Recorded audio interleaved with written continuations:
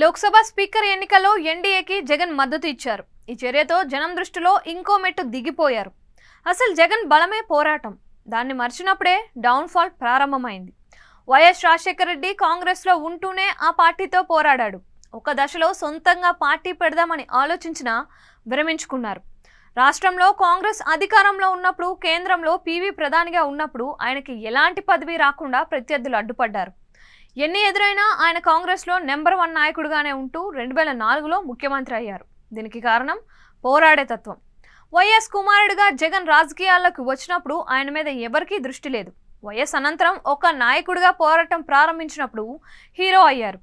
సోనియాని ధిక్కరించి పార్టీ పెట్టినప్పుడు, జైలుకి వెళ్ళినప్పుడు ఒక కొత్త నాయకుడిని జనం చూశారు. దీనికి కారణం భయం లేకుండా ఎంతటి కష్టం వచ్చినా ఎదుర్కొనే తత్వం. ఓదార్పు పాదయాత్రలతో జనానికి దగ్గరయ్యాడు.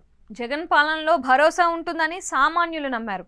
వెనుకడుగు వేయకుండా పోరాడతాడు, తమలో ఒకటిగా ఉంటాడు, ఇంతకు మించి ఏం కావాలి అని గెలిపించారు, ముఖ్యమంత్రిని చేశారు. అప్పటి వరకు ఉన్న జగన్ వేరు, తరువాత వేరు. పోరాడే తత్వం పోయింది. ప్రజలతో కలిసే ప్రవృత్తి మారింది. పథకాలు ఇస్తే ప్రజలు ఆదరిస్తారు అనే భ్రమకిలోనే చాలా మందిని దూరం చేసుకున్నారు. కార్యకర్తల అసహనం, నాయకులకి గౌరవం లేదు.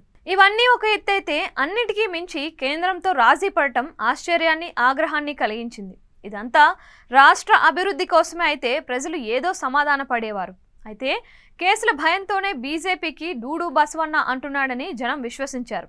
అక్కడి నుంచి జగన్ గ్రాఫ్ పడిపోవడం స్టార్ట్ అయింది. మీడియాకి కనబడడు, బటన్ నొక్కడానికి తప్ప జనం మధ్యలోకి రాడు. పోనీ బీజేపీ నుంచి స్పెషల్ స్టేటస్, ప్రత్యేక నిధులు ఏమైనా తెస్తాడా అంటే అది లేదు.